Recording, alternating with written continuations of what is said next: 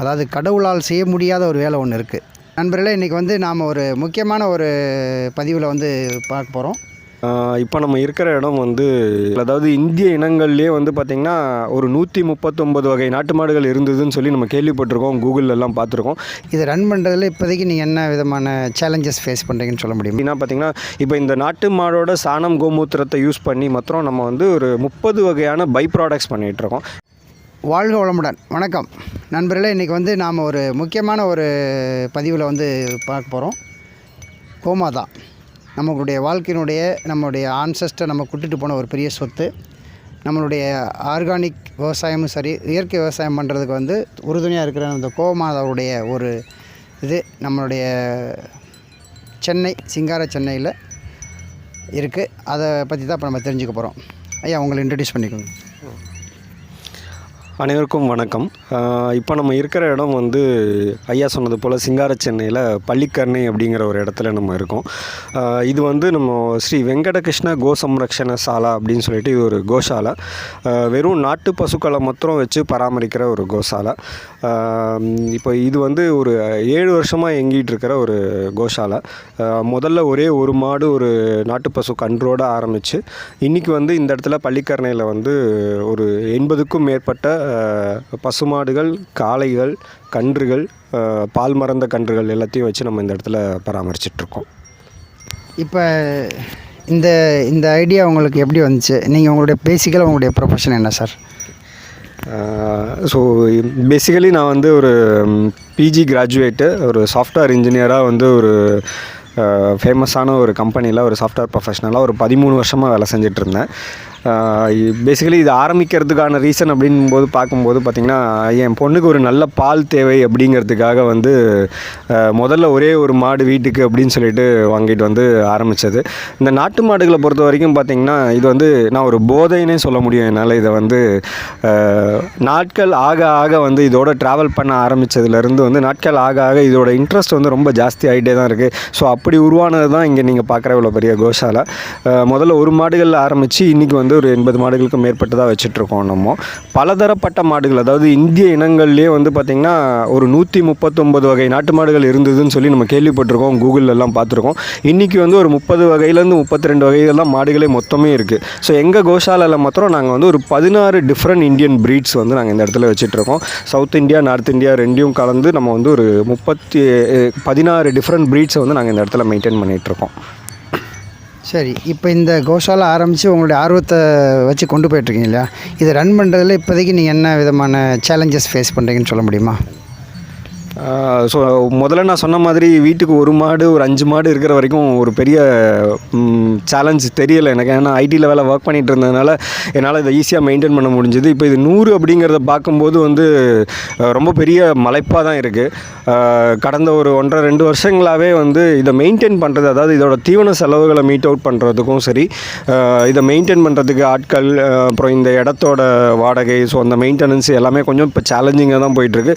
இந்த சேலஞ்சஸை over come பண்ணுறதுக்காக வந்து நம்ம வந்து ஒரு டிஃப்ரெண்ட் ஆக்டிவிட்டீஸ் பண்ணிகிட்ருக்கோம். இங்கே எப்படின்னா பார்த்திங்கன்னா, இப்போ இந்த நாட்டு மாடோட சாணம் கோமூத்திரத்தை யூஸ் பண்ணி மாத்திரம் நம்ம வந்து ஒரு 30 வகையான பை ப்ராடக்ட்ஸ் பண்ணிகிட்ருக்கோம். இதை வந்து ஒரு 5 கேட்டகரியில் வந்து நம்ம கேட்டகரைஸ் பண்ணிகிட்ருக்கோம்.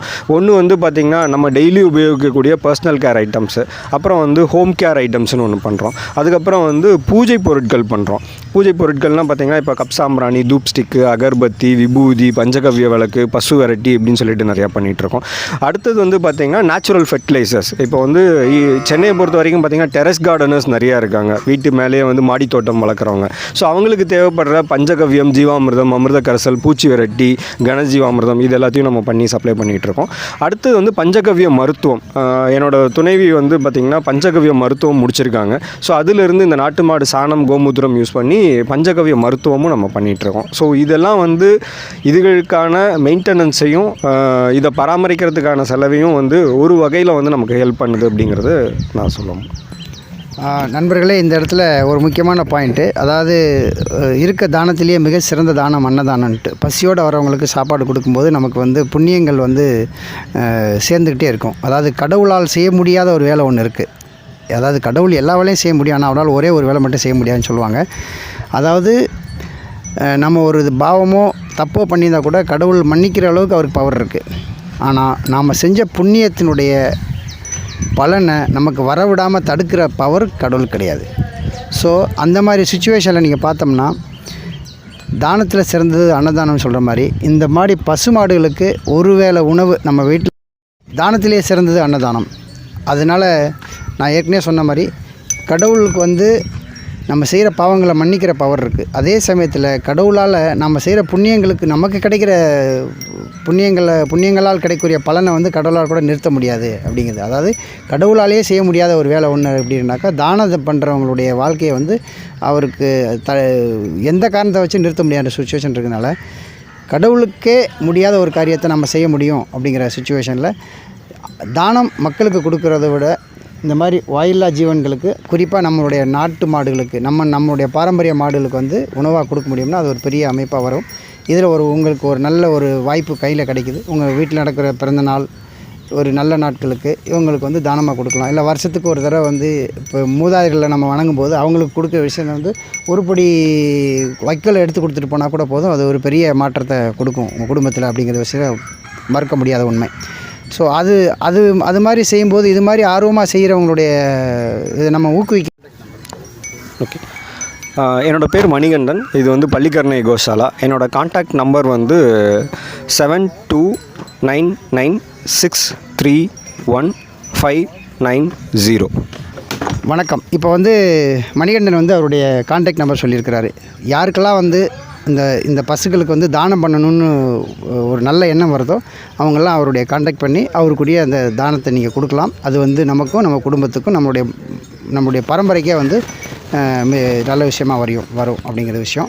இப்போ இதில் பார்த்திங்கன்னா ரொம்ப அழகழகாக குட்டி குட்டியாக கண்டுகள்லாம் வந்து நிறைய இருக்குது. இது எல்லாமே வந்து நம்ம நாட்டில் இருக்கக்கூடிய அத்தனை ரகங்களையும் ஒன்றா சேர்த்து வச்சுருக்கிற ஒரு பெரிய சிறப்பான சிறப்பு. ஸோ இதுக்கு நம்ம வந்து நம்மளை மாதிரி இப்போ இருக்கிறவங்க வந்து ஆர்வம் உள்ளவங்களுக்கு நம்ம வந்து இது கொடுத்தாலே போதும். நம்மளால் வளர்க்க முடியாட்டாலும் கூட வளர்க்குறவங்களை சப்போர்ட் பண்ணோம்னா இவங்களுடைய ப்ராடக்டை வாங்குறது மூலமாக, இல்லை இவங்களுக்கு வந்து நம்ம கொடுக்குற தானம் மூலமாக இதை வந்து சிறப்பான முறையில் கொண்டு வர முடியும் அப்படிங்கிறது உண்மையான உண்மை நண்பர்களே.